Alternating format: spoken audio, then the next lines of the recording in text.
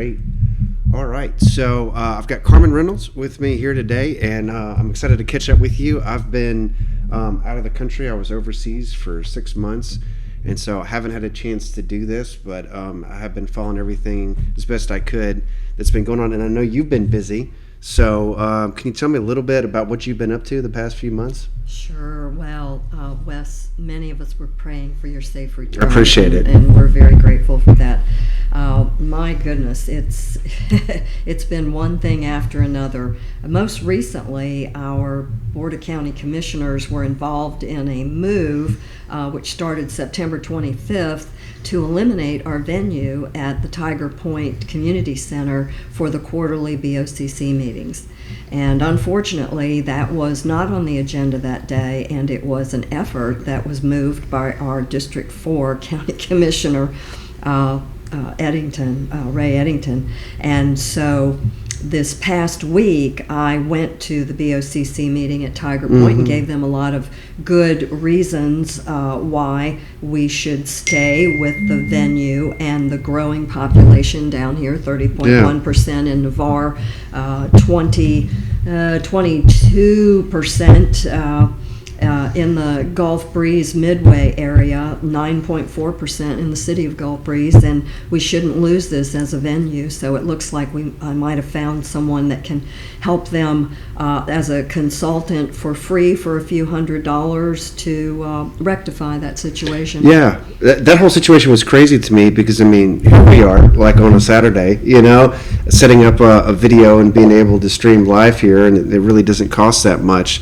It's crazy to me that they were even considering that, that they would pull back that meeting, and it was because of the video and audio things that they needed. That the acoustic, also the employees had to get up at 5:30, 6 o'clock in the morning to transport the equipment. So one of the recommendations I made was to pre-position the equipment, encase it and protect it, maybe beef up the rental contracts of the people that are using that room, or adding additional insurance and using this consultant, and I believe they've set up a meeting with him to discuss this. So that's been going on. As you know, I'm involved with the recall effort, and that failed in the legislature last year, and we're trying to figure out which is the most prudent way forward. And writing grants. We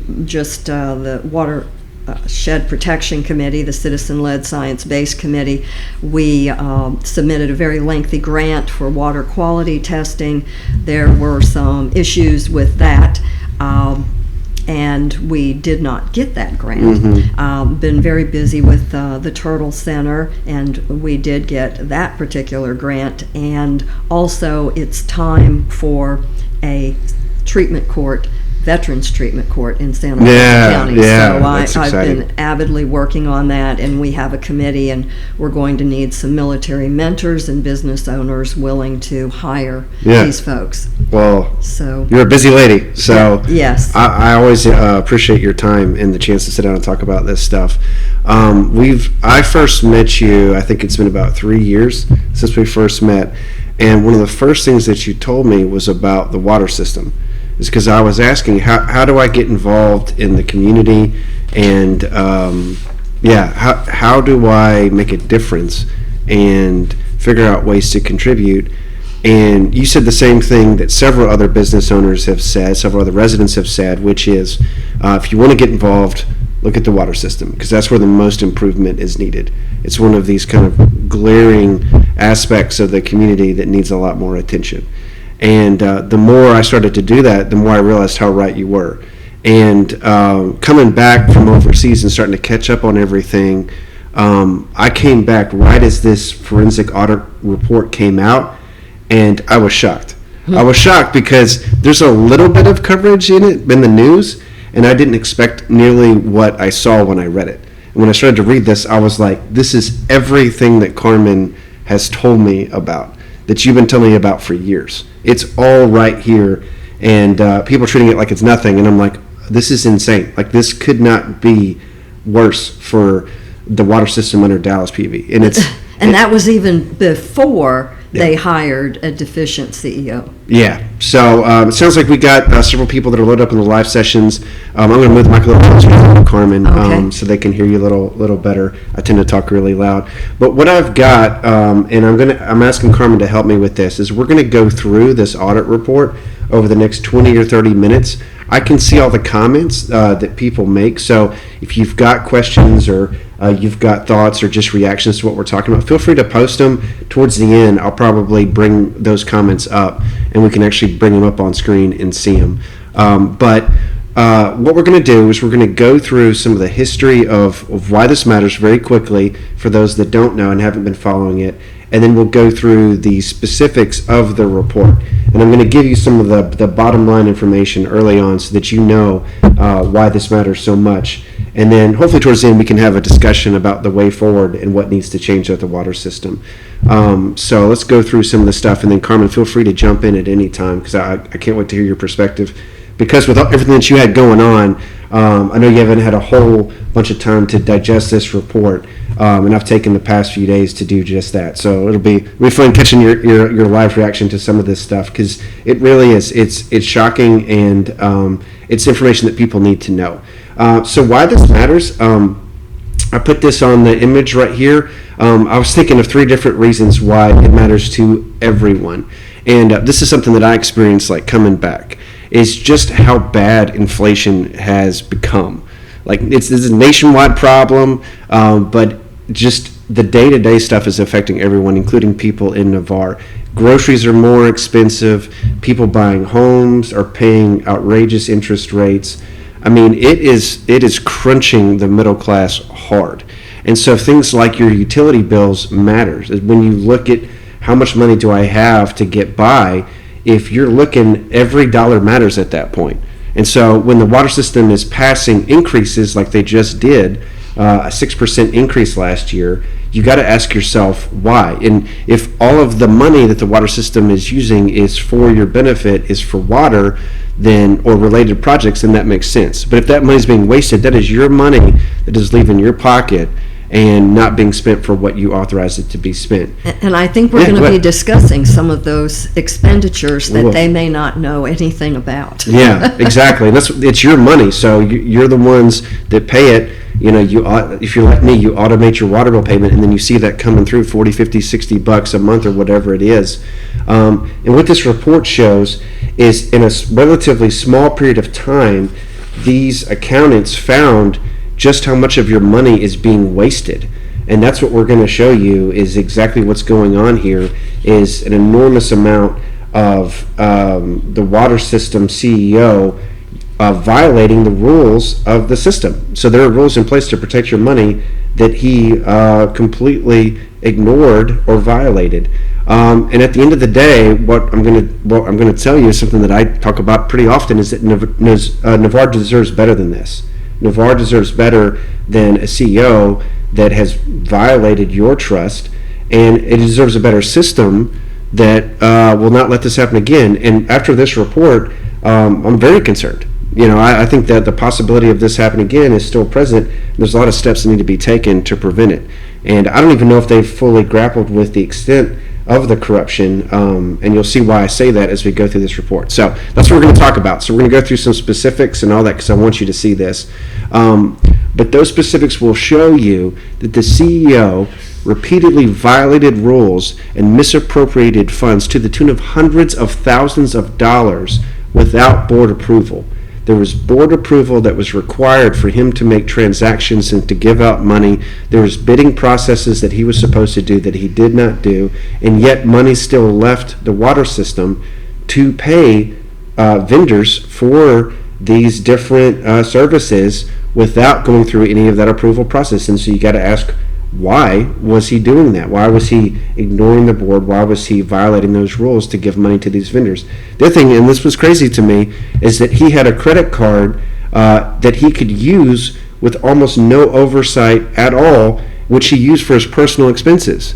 And that just shocked me, is that we're paying this person over $150,000. You'll see in the report that he got his own cost of living increase to his salary, even on top of that. Without board approval. Without board approval. And then he had a credit card with no oversight that he was able to swipe for his personal expenses. Again, that's your money, and this is supposed to be a nonprofit. Was there not a personal gym membership for himself that was charged to us? We're going to get into that. Yeah, I'm going to show you the specifics on this stuff. So we're going to get into those things.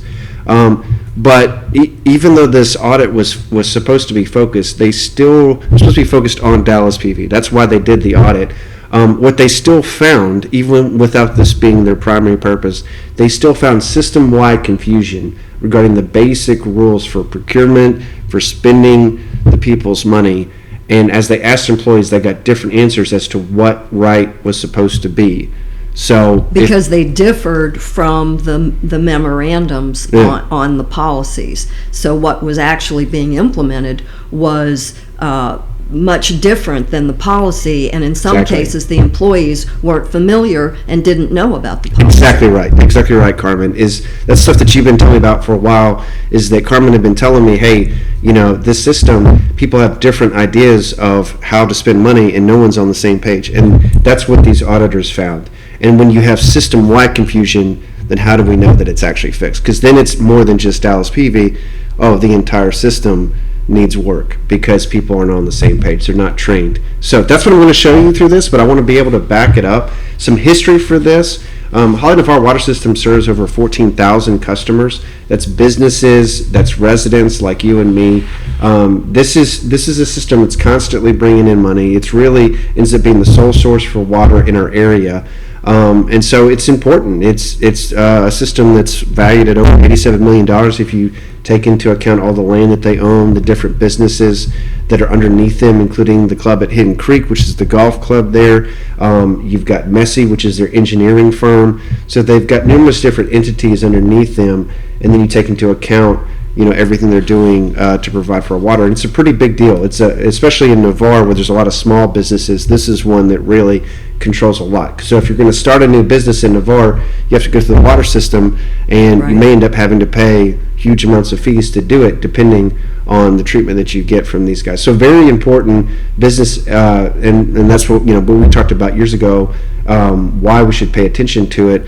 We raised concerns back last year about the CEO, and what was amazing about doing this is that it wasn't just Preserve Navarre. In fact, Preserve Navarre kind of came along later on in the process, is we had a coalition of people, some of them pro-incorporation, some of them anti-incorporation, some of them didn't care, but these folks got together. We were a part of that. Carmen was really leading the charge on this, and we all said, hey, we may see things differently in terms of Navarre's future, but we all agree that this water system needs work and the CEO needs work. So you were a big part of that. I don't know if you want to add anything to that piece of it. Well, we were doing work and researching behind the scenes, and the media did not want to participate because they were concerned about liability or whatever, even though we had documentation from the previous county as to what had been going on,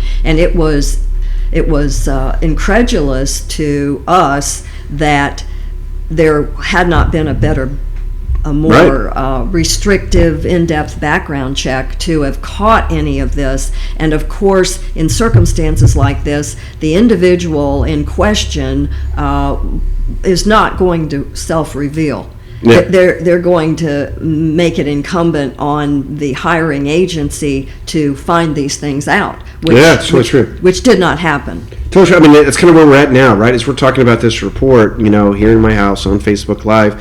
And you would hope the media is doing this. You would hope that the media is looking into what's going on. They can read this report just like us, and that they're broadcasting that. A lot of times that doesn't happen, or at least not with a whole lot of detail. And then as a result, it's kind of left up to you and me and others of us on the grassroots side to be able to bring attention to the issue. And the reality of that is that there's been so much of a contraction in the field of journalism with newspapers. They do not have the staff anymore to do in-depth journalistic pieces and things like that. They're just busy scrambling, trying to co-use common resources and trying to get the paper out every day. But what was cool about this story is that in spite of all that, thanks to you, Carmen, we were able to get the research on what this guy was doing, at least, in terms of his background and, all the white-collar criminal activity he had done. And so we had an idea that this kind of stuff was going on. And then when we brought that to public consciousness, doing shows like this, doing posts and everything else, all of a sudden the people did start to pay attention, and then the media had to cover it. Correct. Because so many people were asking questions. And once that happened, that's when he was fired, is because he came out, tried to defend himself, lied on record several times. To the board members. To the board members as well in their meetings. And then they were like, okay, dude, you're done. Because you had prosecutors saying, no, this guy actually did this stuff. And so that was shocking to a lot of people that this had been going on. But the question was, did this actually affect Navarre? Did this actually affect the taxpayers, the citizens, the water members that pay their bills every month? Or was this just something in his past? And that's what we're seeing now, is that based on the forensic audit that, again, the citizens have demanded, we're starting to see just how much we've been affected by this as people who pay the bills. And the thing to remember here is that this audit report only covers 6 months, but he was actually there for 2 years. So you're going to see a bird's eye view of 6 months worth of 2 years, and you can extrapolate from there how significant the negative impact is, because we own the water system basically, and it is our utility fees that are paying to run this system with the employees, the equipment, everything. And if it is misutilized, then there you go. Yeah, exactly right. I mean, so that's the positive side. The negative is that there's this much corruption going on, but the positive side is between grassroots groups, combination of people that were pro-incorporation, anti-incorporation, but they came together. We started to raise awareness. Then the media started to do its job. Then all of a sudden the board started to do its job. And with that accountability, you saw that CEO out. And now with that same accountability, now you're seeing an audit happen. And so this audit is from the members demanding that after the CEO was fired. And what's exciting about this, or what is good about it, is that it looks, from what I can tell, it seems like they hired a very good firm. I was doing some research on them. They're one of the top firms in the country. So top 25 is their ranking, top firm, at least regionally in the South. Independent, objective, as best I can tell, these folks came in and with a limited scope did a really good job. They tell you in the initial report that it's not a full audit. They don't go through everything in the system. It's really just a forensic look at the CEO and the internal controls of the system on him. So kind of like what Carmen's saying, this is just a snapshot view. This isn't like a full audit of the system. I would love it if these folks were hired to do a full audit, because you're going to see just how much they found, even with the limited scope. And what's glaring is that this continued, these deficiencies continued throughout the tenure of Mr. Peavy. They were allowed to continue. The board either was not aware or just tolerated these inconsistencies and violations of policy. But what was glaring in the report was that the employees had told the auditor and their staff that the problems, they brought up more issues and transgressions that occurred before his tenure, indicating that this has been a long-standing issue with violation of policies and exactly corruption. Right. Yeah, we're going to get into all that. So you can see this report online if you go to the water system website. So it's something that you can take the time to piece through if you want. So we can put that link in the description or the comments or whatever you like. So it's publicly released, and that part I like, right? So you kind of see some changes here on the board turning towards transparency, is actually publicly releasing the report. In their last meeting, I was watching this because the water system puts their meetings on YouTube.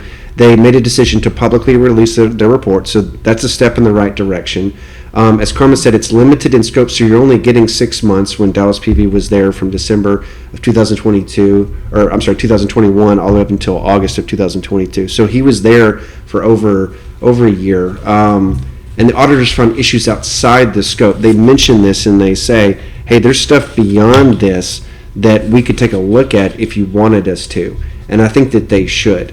And just for the record, I want to, he came in November of 2020. Wes said 2021. Yeah, thank you for giving me that. But I'm going to pick up the rear here and make that correction. No, thank you. I appreciate it. So that's kind of the point, is looking at exactly his entire scope. What did he do throughout, his tenure? So we're going to get maybe 6 months of that, but you'll see that there's a lot more questions. So this is a direct quote from the report. It says, during the interviews with Holly Navarre employees, various allegations regarding potential conflicts of interest and other items were denoted. It was apparent during the interviews, as well as during our subsequent analysis of the financial activities with the review period, that these allegations related to periods prior to the review period. These allegations were discussed with the current CEO for potential further review by Holly Navarre. So that's going to be a question, is they found way more stuff than just what they were asked to find. What do we do with that? And more importantly, what does the CEO of the water system do with that? So there's a lot more I think I'll here. be asking him that at the next meeting. Yeah, me too. Mr. Yeah. Krigler. He's got heavy responsibilities. Yeah, absolutely. So what you see throughout this report, and then it details that. After they say, okay, there's more going on than what we just found, these are the big issues that they mention and give details on. So what you see is effectively non-existent accounting practices, and we'll get into why they say that. They see massive issues with big contracts, hundreds of thousands of dollars, that was not executed correctly. Even at the mid-level in their transactions, you're going to see lots of issues with those. I mentioned the CEO credit card. That was still shocking to me, that he was given that to spend as he chose. And then one of the worst parts of this was the pressure against employees to go along with this. Is the auditors found that there was an effort to stifle whistleblowers. They could not put in anonymous complaints. They could not say, hey, I don't agree with this transaction or how this is being done. They were pressured, if not forced, to go along with it. And that, to me, is where corruption hits a very toxic level, is because it goes from, just people didn't know, to, no, there was an effort to cover it up. And so people have asked me before, why do you use the word corruption with this? It's because of stuff like that. When I start to read actual purposeful efforts to keep stuff quiet, it tells me they knew what they were doing, they knew it was wrong, and they were taking efforts to protect themselves from being found out. And no conduit or avenue to surface these things, because there was, in fact, reported no whistleblower policy in existence at the time. Yeah, so when you can't put in a complaint against your boss, that's a problem, right? Being able to whistleblow and say, hey, this is an issue, and if my chain of command or if my superior doesn't want to listen to this feedback, I should have the right to be able to go outside of that chain to be able to bring that to light. In the military, we call that inspector general, right? You want to be able to go and put in an anonymous complaint so that people can look at what's going on. That avenue was conveniently not in place. Right, and pressure against people to go along with it. All right, so let's go through some of this stuff. So this is what the rules actually were. So this is from Holly Navarre Water Systems' different rule books that they have. So the auditors mention this, and they say, okay, this is what we have. And they work through, one of the biggest ones was procurement. So if you're going to spend money from the water system, this is what they were supposed to do. If it's a transaction of $50 to $2,500, then you have to have a purchase order. Once it goes above $2,500 to $25,000, now you have to have the department manager and the CEO sign off on it. Then when it gets above $25,000, now you need the board approval, and you need at least 2 bids. And for people that haven't worked in finance before, the reason that you have bids is so that you don't have some type of preferred vendor, so that you actually get competition and you're getting a fair market price for what you're going after. If you have 2 competing bids, then it shows that you've looked into the market to see what's going on. Now, once you get above $50,000, now you have to have a public call for bids to allow anybody to jump in, and you have to have at least 3. Once you get above $100,000, now not only do you have to have everything else, department manager, CEO, board approval, bids, those vendors who bid have to have a proof of insurance as well as bonding.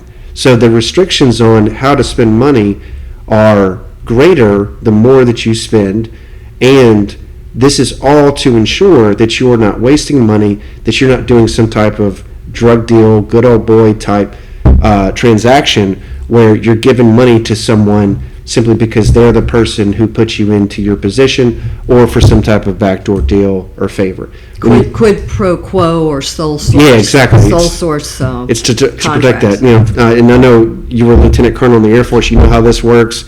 I worked as a resource advisor, and every time I had to go through the whole deal of how many bids are we going to have, and then you see and you end up going with whoever can provide the service at the least amount of cost and do a good job, right? And then you have to justify it and say, this is why we're going with this vendor, so that there's no type of corruption in that, hey, I'm going to promise this to some guy, in exchange for your support later on, right? We don't want that. And we've hammered this at the meetings before. I'm fairly certain Yep. that he was sitting there while we were discussing 3 bids. Yeah. And then to purposefully violate that is intent. I'm going to show you how he did. And again, this is just in that 6-month window.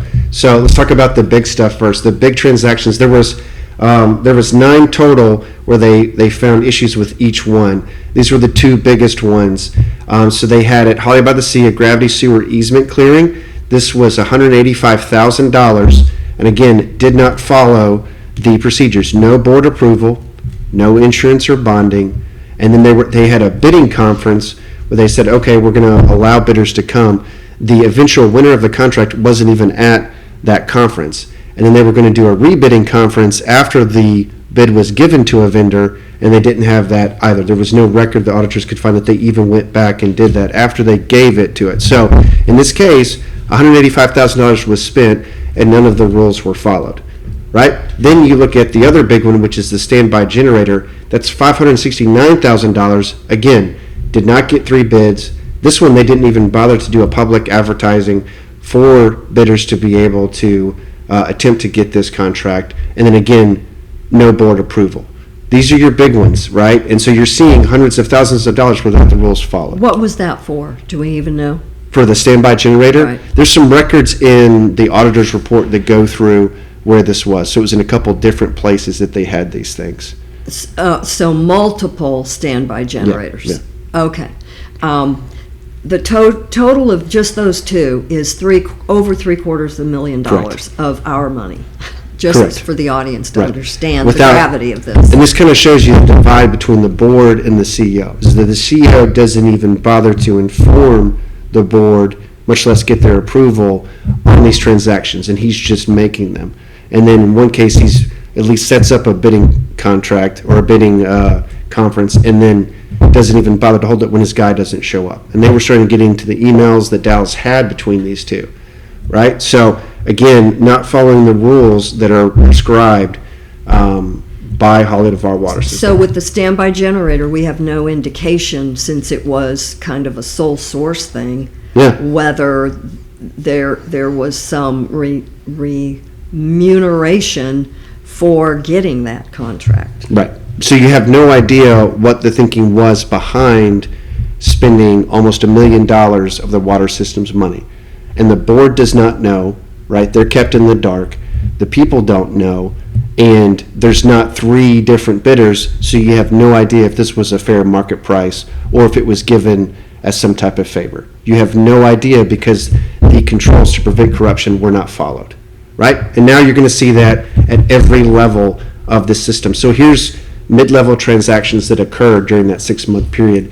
And the way the auditors broke this out is they said, okay, here are the different aspects. This is the procedures that are supposed to be followed.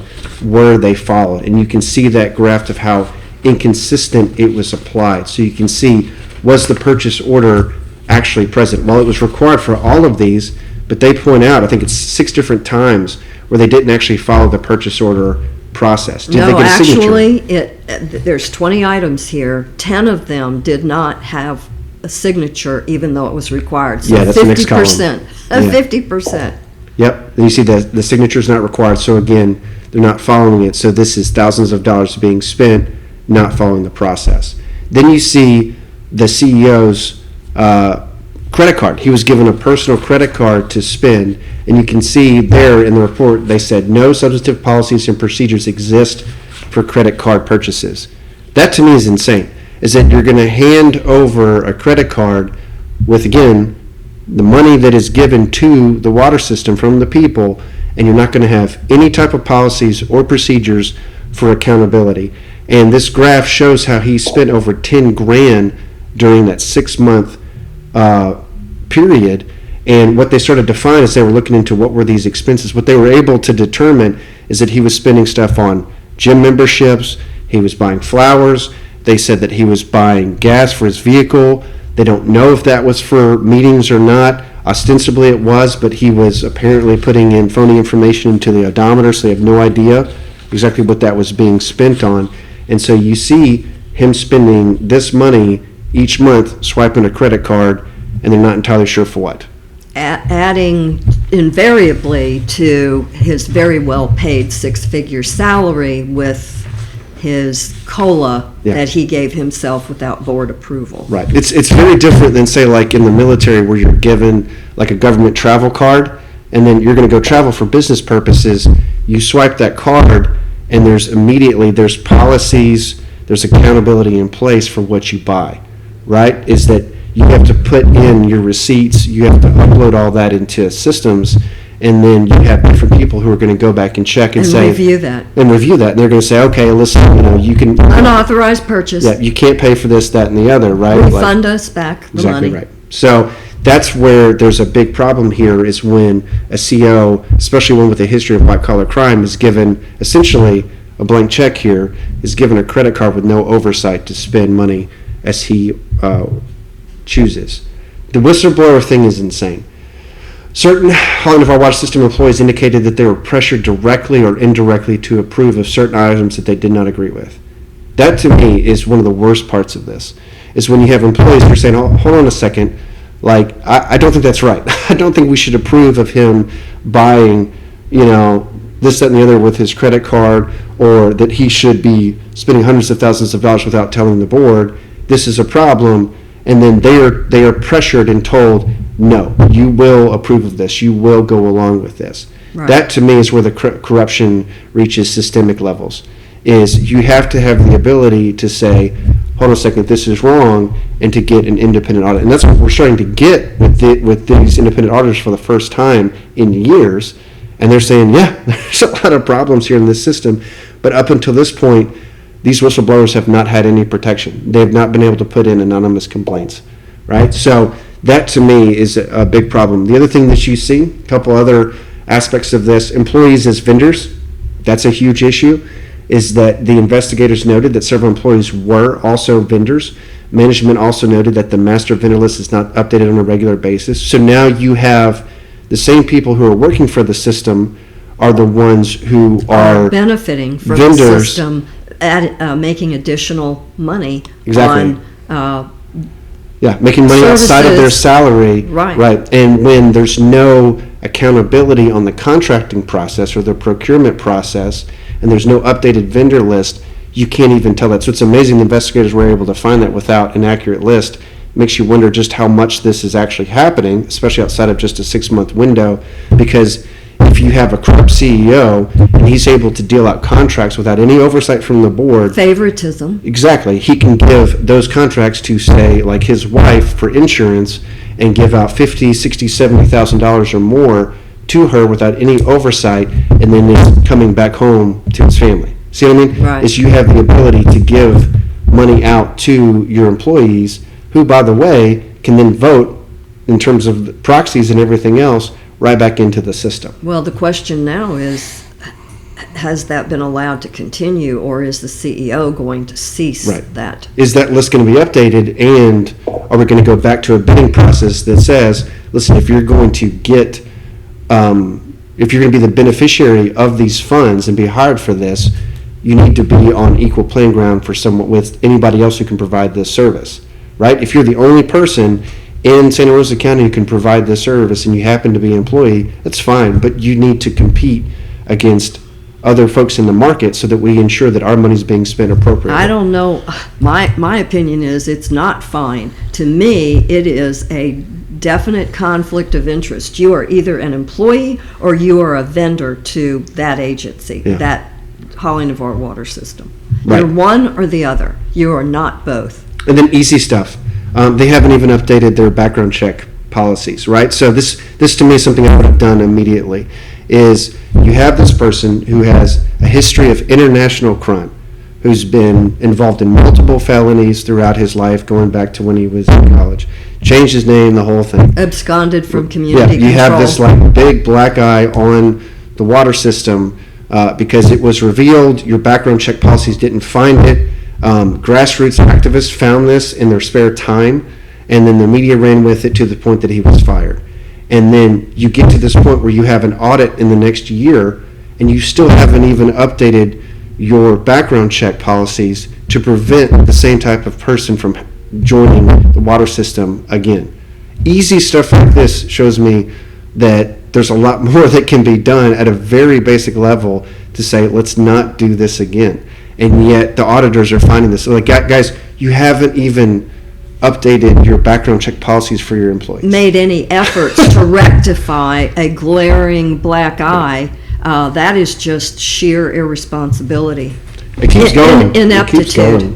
It's exhausting. Like it could not be any worse. Reading this report, bank reconciliation processes. They have an Excel sheet where they're supposed to rectify their statements between the bank and what they've spent. This manual process, the auditors say, is inefficient. It's prone to error and prone to potential manipulation, which, given the environment we've said, with no protection for whistleblowers and a CEO that was allowed to spend without any board approval. It's just prone to manipulation. Okay. Yeah, they're just what they're saying at that point, because it starts to go outside the scope of their audit. They're supposed to just look at the CEO. They're like, listen, we're seeing problems everywhere, right? Not just with him, and that's why they're saying you should probably bring this in for a full systematic review, because as they're saying here, it was subsequently confirmed that with certain exceptions, no formal accounting policies and procedures are maintained by Holly Navarre Water System.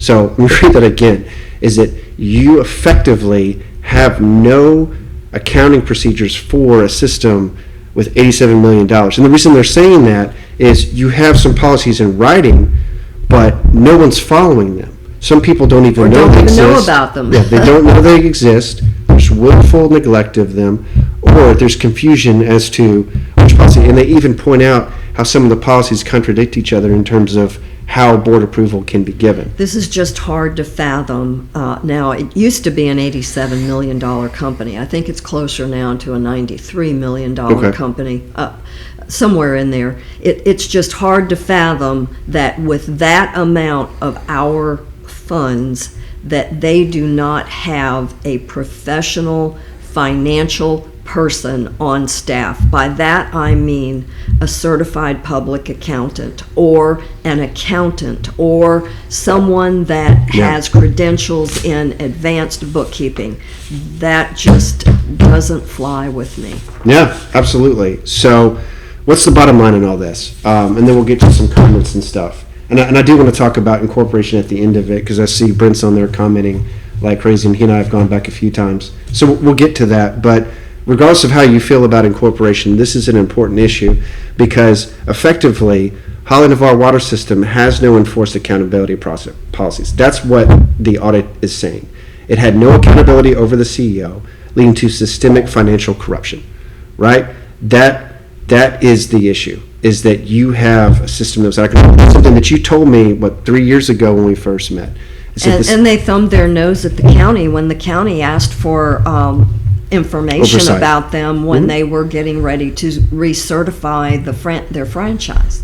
Yeah, and then worse, agreement. The forensic audit showed that employees were pressured into complying with the corruption, and that Holly Navarre Water System gave no protection to whistleblowers.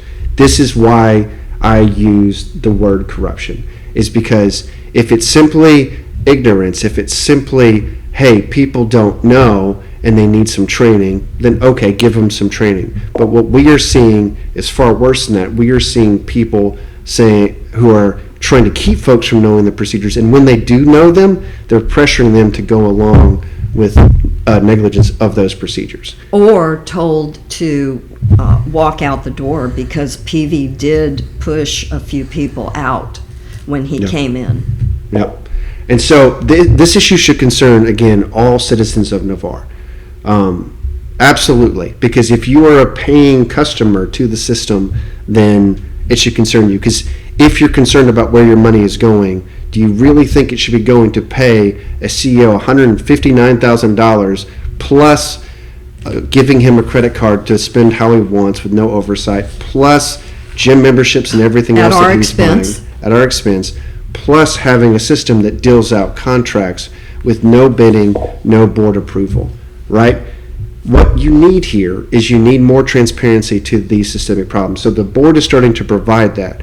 Providing this report is an initial step, but the auditors themselves say, hey, there's a lot more going on here than just what we found, right? So more transparency is needed, and then massive changes are needed to Holly Navarre Water Systems financial practices, right? And actually the report ends with about 15 or 16 different items or recommendations that they say would improve the system. So they're literally giving answers here to the board, which I think is incredible that they took the time to do this. And they're saying, listen, if you wanted to start to fix the system, here's what you do. I think this is great because they were hired to find out if Dallas PV engaged in any type of activity that could be considered criminal, negligent, fraudulent. Not only did they find that and do their job there, they found systemic problems, and then they do an analysis of, hey, this is what we would recommend for you guys to do going forward. It's increasing the background checks, providing protection to whistleblowers, actually training employees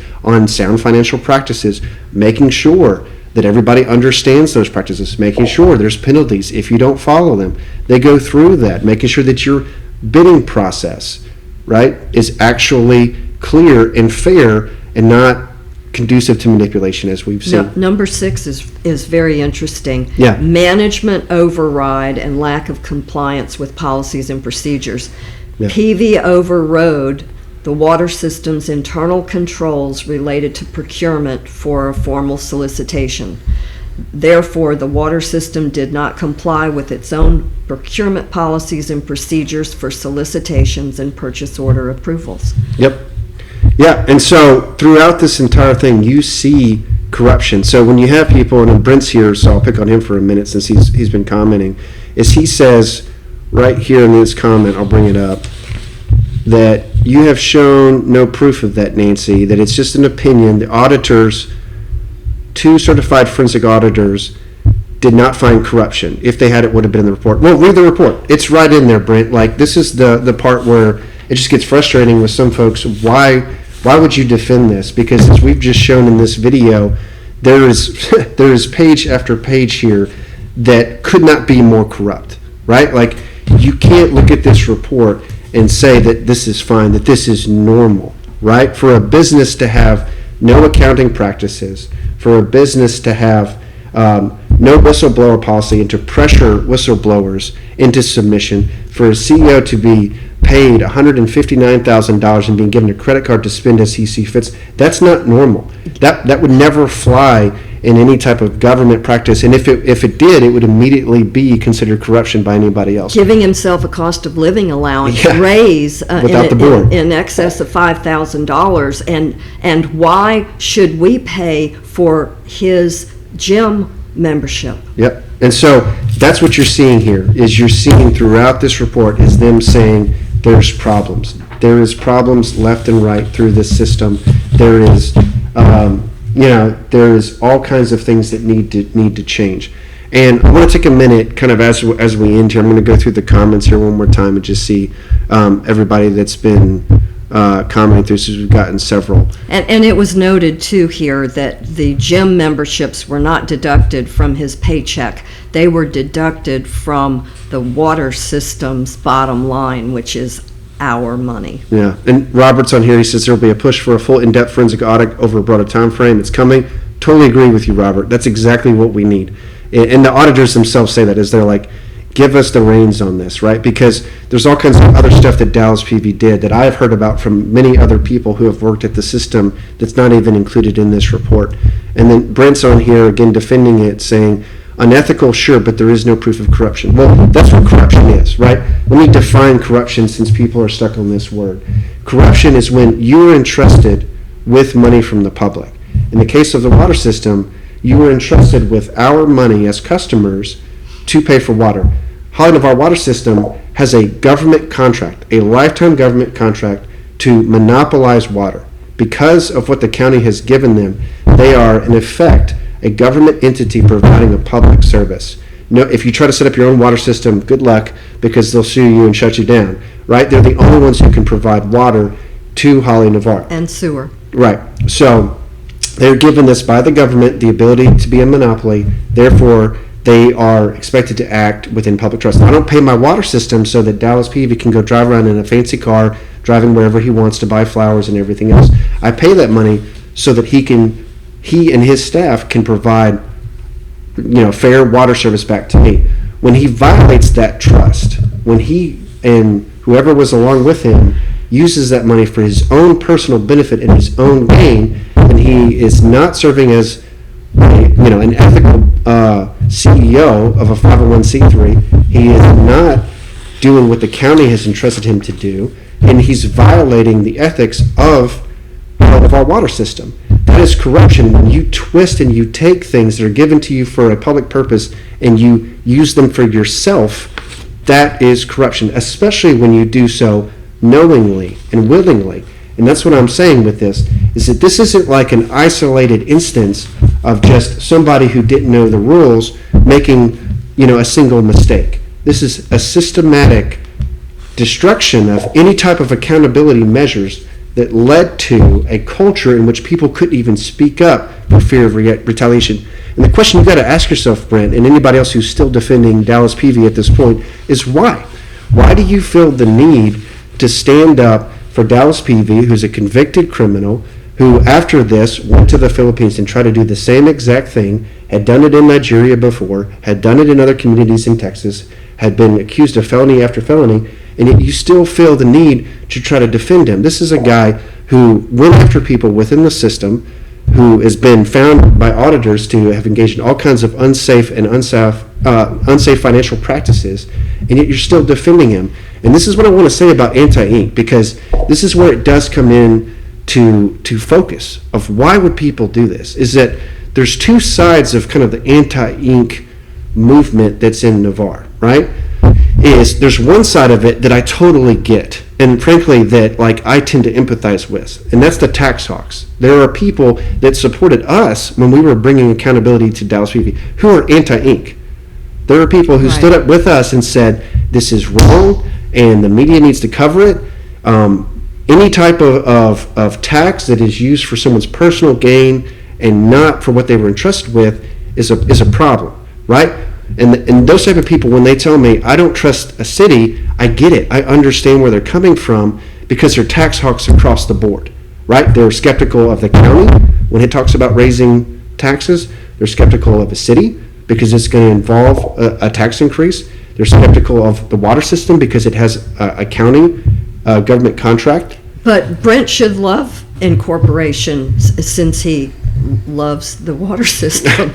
Well, that's my point, is that if you're against all taxes, if you're worried about all taxes, then I get it, because look at this water system, right? You should be right up there helping us bring accountability to this system, because here is your money that you don't really have a choice to pay unless you're going to live without water, that is given to a public entity, and it's being abused. So 100%, this is something where you should look at this and say, this is a problem, and that's where we can find some common ground and fix it together. But then there's a side of anti-Inc. that's the establishment. There's a dark side to this movement that's not about taxes at all, where they just use it as a cover, because what are they actually about? Protecting the control of Navarre. Because the status quo. The status quo. It's the establishment, because this system has been around since the 1970s. Holly Navarre Water System has long been a system that breeds up politicians for the future of Santa Rosa County. Right. Well, right? If you sit on the water board, you can be groomed to run for office. Historically, a good old boy network where they deal money out, as you see, with these type of contracts to people, and they say, hey, listen, I got $185,000 for you. Yeah, I know you can't provide the service, but whatever. We'll get you there. Here's the money. And, nobody's going to ask any questions from the board because I'm the CEO. Yeah, I'll slip it under the carpet. Now, didn't you say, you haven't told the audience this yet, but you and I talked, you found in this report where there were some fraudulent odometer readings. Yeah, so. And what did they say about that? Part of his credit card that he was able to swipe is they didn't have a lot of accountability on where he was going, because if he's traveling for a business purpose, that's one thing. Okay, it makes a little bit more sense. But if he's just driving and taking personal trips, it's a problem, right? So whenever you're going to take like a government-owned vehicle and you're going to drive it around, you're supposed to fill out a log and you say, this was my odometer reading, here's where I was, all that stuff. And it's for a purpose of serving the people. It's for a government purpose. If you start using it for your personal business outside of work, then it's a problem. With Dallas PV, he didn't even feel like he had to fill out the odometer reading. He just put 1, 2, 3, 4, 5. And the auditors noticed that. It's like he felt like he was above, once again, that type of control. Then how did he account for the reimbursement per mile? He didn't have to. He didn't, and that's what they're showing you with the credit card, is that there was no oversight over the credit card expenses. They just settled the bill. So whatever he said he wanted for that, he made sure he got paid. And this is the point, is when you get down to what is ethical versus what is corrupt, right?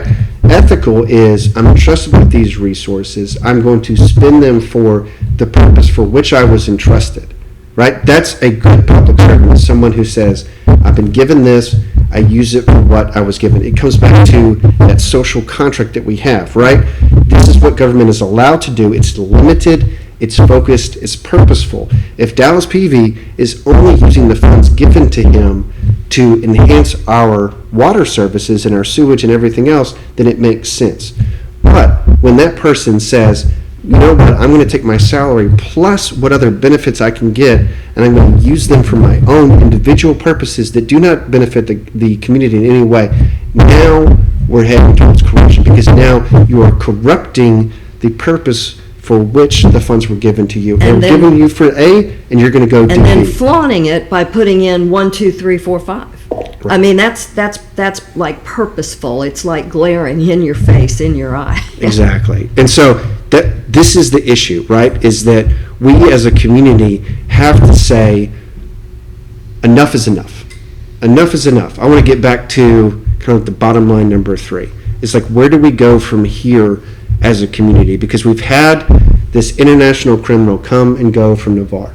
We've had the system bend over for him and just give him everything he wanted in order to run it the way that he saw fit, right? As a citizen, we have to come together to be able to say, hey, this is unacceptable going forward. This is not what I'm going to allow going forward from public entities that are entrusted with my money. And that's where I don't understand a lot of the anti-ink side of stuff. I don't understand Brent. I don't understand others who get up there and they are so quick to defend a Dallas PV who's clearly using your money for his personal gain, and then on the other hand sit here and say, well, I'm against incorporation because of potential corruption.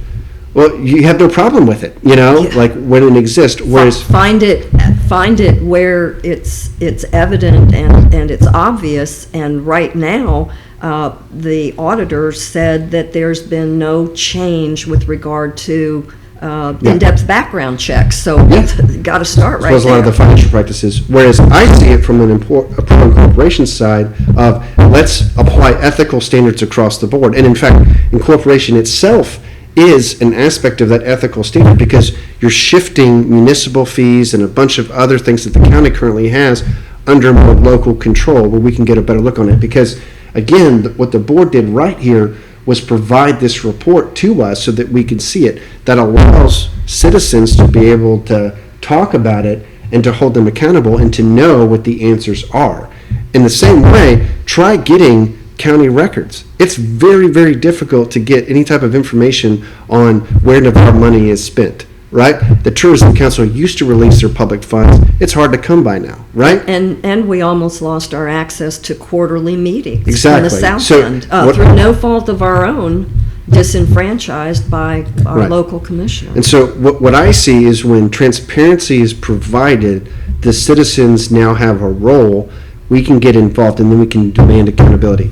That's how Dallas PV got kicked out. That is how this forensic audit took place. And I agree with Robert here when he's talking about we need to apply this audit further. I think that's another aspect. But then we need to see every last one of these recommendations that the auditors came up with at the end. This top accounting firm that is good at its job is giving you the answers to the test. Do that. And it's up to us as citizens to say, okay, we're going to ensure every one of these things is in practice, starting with the next water system meeting, right? It's on us at the end of the day of what are we willing to accept. And that is, again, where I see there's a potential for pro-Inc., anti-Inc. people to come together and say, cool, we may disagree about whether Navarre should be a city, but we can all agree that there's a clear path forward for the water system to improve. And it looks like this: financial accountability, whistleblower protection, right? CEO limitations. Get rid of those stupid credit cards that with no oversight, right? Like, do this the right way with purchase orders and board approvals and everything else, and ensure that the employees actually know what the rules are, right? That there's clear and relatively easy things to do if you're not trying to do this just for yourself. To summarize the Yeah. deficiencies, they identified deficiencies in purchasing approvals, which we went over. Yep. Expense classifications, so evidently those are not identified and delineated. Year-end closeout procedures, segregation of duties, and standardized accounting practices, because they don't have any accounting experts there. I think it would really behoove them to get someone in the staff that is a CPA of an $87 to $93 million company with our money. Yeah, exactly. And they've got help, right? These guys, they found a good auditing firm, and that's a great start, having them do it. And I didn't mention that without established internal controls that are stringent, they are not going to, with the exception of some not too detailed grants, and they're entitled to very few, because as a 501c12 nonprofit utility, it's very difficult to get grants when you're in that category. But you have to prove internal controls and that you can manage the money you're going to get for the projects you are asking to be funded. Exactly right. Yeah, exactly right. And you're kind of echoing what Tom said as I put this comment up, is he said, we're not trying to bring down the system, but we're trying to clean it up. And that's exactly right. It's like, we don't bring all this up because, hey, we need to chase Dallas Peavy around and see what he's doing. I really don't care, if it's not affecting Navarre, it's not affecting America, maybe we can help somebody, but really, the biggest problem for us is we have to recover from the damage that he caused, and we have to protect ourselves going forward. And it's a question about what is Navarre willing to accept. So Tom's totally right. Is like, we have to be, at the end of the day, we have to be proactive on this, and that's where improving the policies across the system is clear and easy. And we get to that place, and then someone like Dallas Peavy tries to show up, they're not going to make it through the front door, right? Because they're going to come in with like his long list of felonies and criminal activity, and he's not going to make it to the front door because the background check is going to reveal all that, right? That'll immediately, you've got a positive change here, is that person's not getting hired. Someone tries to go in and give $185,000 or $569,000 to some individual vendor without any contract, and you're going to have whistleblowers speaking up, right, and saying that's wrong, that's wrong, that's wrong, and that goes out to the public, right? So you start putting these controls in, and then all of a sudden you have improved the system, and now it's much harder for someone to come in and corrupt it. It was easy for him to do. We make that difficult for the future, and that's how you hold people accountable. You hold them accountable by citizen activism leading to procedural change and rules, and that's what the Constitution is, right? It comes down to rules that say government can't do this. You cannot spend our money flagrantly on whatever the heck you want, right? We will not accept that. And when we get to that point as a community where Navarre says enough is enough, we're putting rules in place, we're going to hold you to it, then all of a sudden you're going to start seeing money coming back. You're going to start seeing money coming back to the people. You're going to see much more efficient use of our funds, and you won't be seeing these 6% raises or tax hikes and everything else that they're doing. That's how you keep taxes low. That's how you get the most bang for your buck. So what we have to do Yeah. is just insist that progress is made moving forward Yeah. from these lessons learned Exactly. and identified by the audit, Exactly. So the forensic audit. I appreciate it. So yeah, you've got it. I mean, that really is a summary. I appreciate all the comments. We had a whole lot of people jump in on here and give us their thoughts and stuff. So But do they know when the next water board meeting is? I believe the next one is next month, so we can put that out on our page. I'll send out some emails from this. The third Tuesday of the month Yeah. at 6 p.m. at the water system. Definitely. So definitely be there.